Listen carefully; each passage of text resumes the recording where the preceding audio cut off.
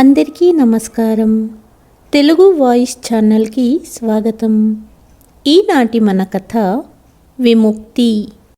మధ్యాహ్నం తన అత్తగారికి మరియు మామగారికి భోజనమిచ్చింది గీత. కాసేపటికి ఇద్దరూ భోజనాలు తినేశారు. వంట పాత్రలన్నీ కిచెన్లో సర్దడానికి వెళ్ళిన గీతను తన మామయ్య పిలిచి, గీత, ఈరోజు భోజనం చాలా రుచిగా వండావు. చివరగా ఏదన్నా స్వీట్ కూడా ఉంటే భలే ఉంటుంది అన్నాడు. గీత నిన్న లడ్డూ చేయడం చూశారు మామయ్య. అందుకే స్వీట్స్ అడుగుతున్నాడని గీతకు తెలుసు. రుసరుసలతో వంటగదికి వెళ్ళి నిన్న వండిన లడ్డూ డబ్బా తెచ్చి మామయ్య ముందు పెట్టింది. తరువాత ఆమె తన గదిలోకి వెళ్ళింది. అసలు వీళ్ళు నన్నేమనుకుంటున్నారు? నేనేమన్నా వీళ్ళ పని మనిషినా అని ఆలోచిస్తున్నప్పుడు తనకు తన స్నేహితురాలి మాటలు గుర్తుకు వచ్చాయి. గీత ఇంటికి స్నేహితురాలు నిరుపమ అప్పుడప్పుడు వస్తూ ఉంటుంది. దాదాపు ప్రతి నెలా కలుస్తుంటారు. నిరుపమ తన ఇంజనీరింగ్ పూర్తి చేసి ప్రేమ వివాహం చేసుకుంది. పెళ్ళైన కొద్ది రోజులకే అత్తామామలతో విడిపోయి భర్తతో వేరే కాపురం పెట్టింది. ఇప్పుడు తన భర్తతో కూడా గొడవపడి అతని నుండి విడిగా ఉంటూ ఒక పెద్ద సాఫ్ట్వేర్ కంపెనీలో పనిచేస్తోంది. నిరుపమ తన ప్రకారంగా తను ఒక పర్ఫెక్ట్ జీవితం జీవిస్తున్నట్టు తను అనుకుంటుంది. ఉదయం దాదాపు 11 గంటలకు నిరుపమ గీతను కలవడానికి వస్తానని చెప్పడంతో స్నేహితురాలితో సమయం గడపాలని గీత ఇంటి పనులన్నీ చకచకా చేస్తుంది. ఇంట్లో అందరికీ టీ మరియు బ్రేక్ఫాస్ట్ ఇచ్చేసింది. తన స్నేహితురాలితో కాసేపు గడపాలని త్వరగా వంటింటి పనులన్నీ చేసేసింది. అంతలోనే నిరుపమ రావడంతో తన స్నేహితురాలను తన గదిలో కూర్చోమని చెప్పి కాసేపటికి టీ స్నాక్స్ తీసుకువెళ్ళింది. నిరుపమ దగ్గర కూర్చుని ఇద్దరూ మాట్లాడుతున్నారు. ఏంటి నిరుపమ, ఈరోజు ఆఫీస్ వెళ్ళలేదా అని అడిగింది గీత. ఈరోజు వర్క్ ఫ్రమ్ హోమ్ గీత. అది సరే కానీ నువ్వేంటి ఇలా తయారయ్యావు అడిగింది నిరుపమ. ఏమంటున్నావు నిరుపమ? నువ్వు ఏం చెప్పాలనుకుంటున్నావో నాకు అర్థం కావడం లేదు అని అడిగింది గీత. నువ్వు చాలా అమాయకురాలివి గీత.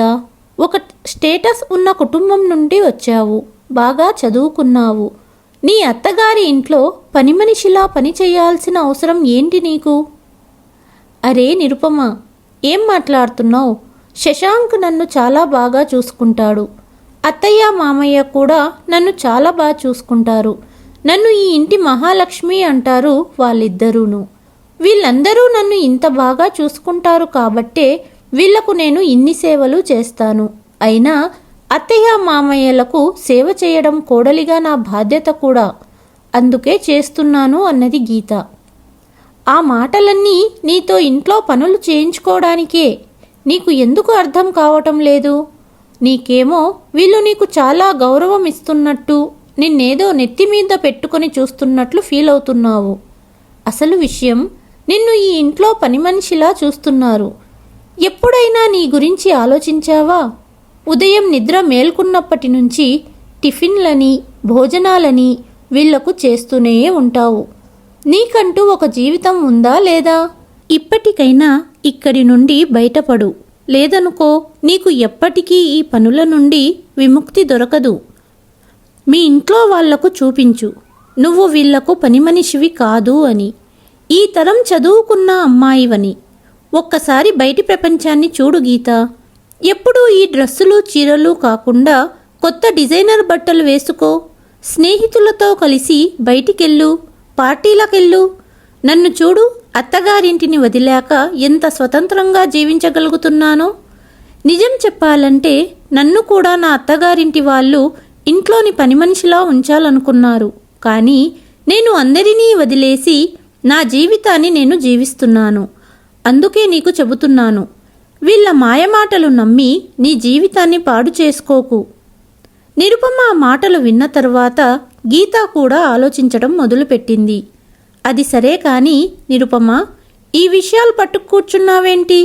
చాలా రోజుల తర్వాత కలిశాము అంటూ మాటను మార్చేసింది. కానీ తన స్నేహితురాలి మాటలు గీతను ఆలోచింపచేస్తున్నాయి. స్నేహితురాలి మాటలు విన్న తరువాత తనకు నిజంగానే అత్తగారింటి వాళ్ళు తనను ఇంటి పని మనిషిలాగా ఉపయోగించుకుంటున్నారు అనే ఆలోచనలు తనను చుట్టుముట్టాయి. కాసేపు మాట్లాడాక, గీత, ఇక నేను బయలుదేరతాను, అసలే పార్లర్ కూడా వెళ్ళాలి అంటూ బయలుదేరి వెళ్ళిపోయింది నిరుపమ. ఉదయం తన స్నేహితురాలు చెప్పిన మాటలనే గుర్తు తెచ్చుకుంటున్న గీతకు, గీత, నా కళ్ళద్దాలు కనపడటం లేదు, పేపరు చదవలేకపోతున్నాను, కాస్త చూసి పెట్టమ్మా అన్న మామయ్య మాటలకు వర్తమానంలోకి వచ్చింది. లేదు మామగారు, ఇప్పుడు మీ కళ్ళద్దాలు వెతికే టైం నాకు లేదు, పేపర్ చదవకపోతే ఇప్పుడేమీ కొంపలు మునుగవులేండి అని సమాధానమిచ్చింది. కోడలు నుండి అటువంటి సమాధానం ఊహించలేదు ఆయన. ఎందుకంటే గీత ఎప్పుడూ సంతోషంగా మామగారి పనులు చేసేది కాబట్టి ఆమె ప్రవర్తన చూసి అత్తగారు కూడా ఆశ్చర్యపోయారు. కానీ ఎవ్వరూ ఏమీ అనలేదు. కానీ కొంతసేపటికి అత్తగారు ఆమె దగ్గరికి వచ్చి ఇలా అడిగారు, గీత, ఏమయ్యింది? ఆందోళనగా కనిపిస్తున్నావు, ఆరోగ్యం బాగాలేదా అని అడిగింది. అత్తగారి మాటల్లో కూడా గీతకు అత్తగారు పైకి మంచితనం చూయిస్తుంది అనుకొని కోపంతో, లేదు లేదు, నేను బాగానే ఉన్నాను, అయినా నాకే సమస్య ఉంటుంది ఇంట్లో? నేను మీ సమస్యలన్నీ తీర్చడానికే ఇక్కడ కూర్చున్నాను కదా, మీరు వెళ్ళి మీ గదిలో విశ్రాంతి తీసుకోండి, మీ పని మనిషి ఇక్కడ నిలబడి ఉంది కదా అన్నది విసురుగా. ఇక గీత అత్తగారు ఇంకేమీ మాట్లాడడం సరికాదు అనుకుని నిశ్శబ్దంగా కిచెన్ నుండి బయటికి వెళ్ళింది.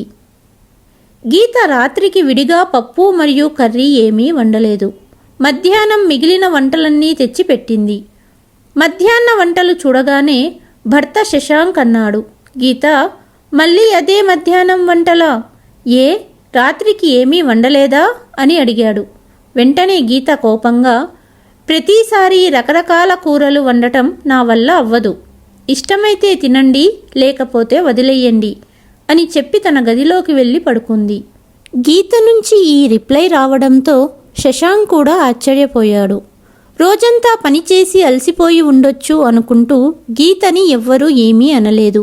అందరూ సైలెంట్గా డిన్నర్ చేసి తమ రూమ్లకు వెళ్ళిపోయారు. రూమ్లో పడుకుని, నన్ను ఇంట్లో డబ్బు లేకుండా ఉచితంగా దొరికిన పని మనిషిలా చూస్తున్నారు, రేపు ఉదయం నిద్రలేచి ఎవ్వరికీ ఏమీ వండను, చూస్తాను ఎవరేం తింటారో, ఏమన్నా కావాలంటే అత్తయ్య గారితో చేయించుకుంటారు, 2 రోజుల్లో అందరికీ బుద్ధి వస్తుంది అనుకుంటూ గీత నిద్రపోయింది. మరుసటి రోజు ఉదయం లేచింది, కానీ ఉద్దేశపూర్వకంగానే గది నుండి బయటికి రాలేదు. అప్పుడు అత్తగారు గది తలుపు దగ్గరికి వచ్చి, అమ్మా గీత, ఈరోజు నీ ఆడపడుచు వస్తుంది కాబట్టి ఈరోజు తన కోసం ఏదైనా స్పెషల్ వంట సిద్ధం చేద్దాం. తనకిష్టమైన సేమియా పాయసం, మటర్ పన్నీర్, బిర్యానీ చేద్దాం. నువ్వు తొందరగా రెడీ అయ్యి బయటికి రా, నేను పాయసం చేయటానికి సిద్ధం చేస్తాను అన్నది.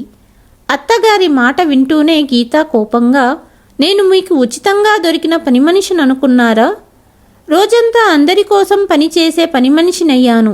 ఇంటికి వచ్చే అతిథులకు రకరకాల వంటలు వండటం ఇక నా వల్ల అవ్వదు అంటూ అదే టైంలో గీత బాత్రూం వైపు వెళ్ళింది. ఆమె కాలు జారి నేలపై పడిపోయింది. ఆమె తల తలుపు ఫ్రేమ్కు తగిలి గాయమయ్యింది. తల భాగంలో రక్తం కారుతుంది. అలాగే కాలు కూడా వాపు రావడంతో నొప్పి నొప్పి అని కేకలు వేసింది గీత. ఇదంతా చూసిన అత్తగారు భయపడి గీత వద్దకు పరిగెత్తారు. వెంటనే చేతి సహాయాన్ని ఇచ్చారు. మెల్లగా ఎలాగోలా మంచంపై పడుకోబెట్టారు.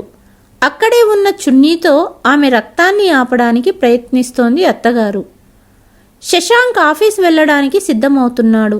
వెంటనే తల్లి గట్టిగా పిలవటంతో అందరూ పరుగున వచ్చారు. శశాంక్, త్వరగా కారు తీ, గీతను హాస్పిటల్ తీసుకెళ్దాం అన్నది తల్లి. సరే అంటూ గీతను 2 చేతులతో ఎత్తుకుని కారు వద్దకు తీసుకెళ్లాడు శశాంక్. కారులో అత్తగారు గీత తలగాయం వద్ద చున్నీతో పట్టుకున్నారు. ఆమెను కారులో కూర్చోబెట్టి ఆసుపత్రికి తీసుకెళ్లిన తర్వాత డాక్టర్ టెస్ట్ చేసి కాలికి ఫ్రాక్చర్ అయినట్లు తెలిపాడు. తన పరిస్థితికి గీత ఏడుస్తూనే ఉంది. అత్తగారు ఆమె వద్దకు వచ్చి ధైర్యంగా చెప్పారు, ఏమీ జరగలేదు గీత, ఆందోళన చెందాల్సిన అవసరం లేదు, మేమంతా నీతో ఉన్నాంగా. ఫ్రాక్చర్ చిన్నదని, తొందరగా పూర్తిగా నయమవుతుందని డాక్టర్ చెప్పారు. వెంటనే తలకు కట్టుకట్టి కాలుకు కావాల్సిన మందులు రాసి హాస్పిటల్ నుండి డిశ్చార్జ్ చేశారు. గీత ఇంటికి చేరుకునేటప్పటికే ఆడపడుచు కూడా వచ్చేసింది. గీత మామయ్య గారి ద్వారా విషయం తెలుసుకున్న ఆడపడుచు గీత గదితో పాటు ఇల్లు మొత్తం సర్దేసింది. ఇంటికి చేరుకున్న గీత వీల్ చైర్ మీద కూర్చొని ఉంది. శశాంక్ మరియు గీత అత్తగారు గీతకు చేతి సహాయంతో మంచంపై పడుకోబెట్టారు.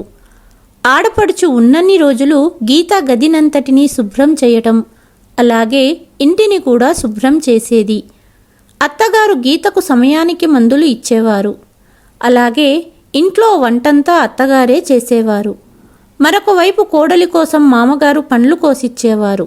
తన కుటుంబంలోని అందరూ తనపైన చూపుతున్న ప్రేమను చూసి మనస్సులోనే తన మీద తనే సిగ్గుపడింది.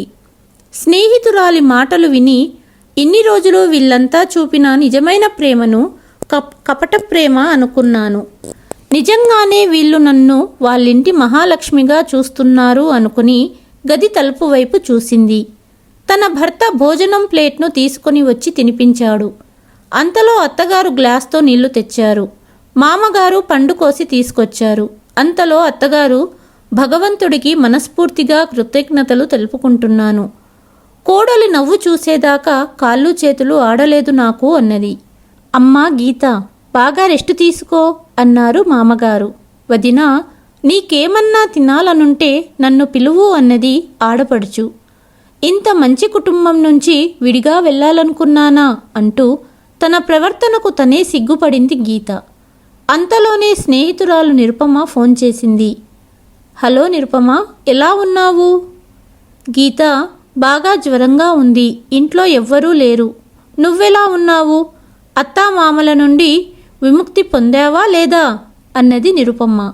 నేను చాలా సంతోషంగా ఉన్నాను. కాలు జారి నేను కూడా కింద పడ్డాను. కానీ నా చుట్టూ అత్తయ్య మామయ్య నా కుటుంబం ఉంది కాబట్టి నన్ను చూసుకుంటున్నారు. ఇంకొకసారి కుటుంబం నుండి విడగొట్టే మాటలు మాట్లాడడానికి ఫోన్ చెయ్యకు. ఏమన్నా సహాయం కావాలంటే ఫోన్ చెయ్యి. ఒక్కదానివే ఉన్నావు కదా, అందుకే అడుగుతున్నాను అంటూ ఫోన్ పెట్టేసింది గీత. అంతలో ఆడపడుచు తెచ్చిన టీ తాగుతూ అందరూ సంతోషంగా గడిపారు.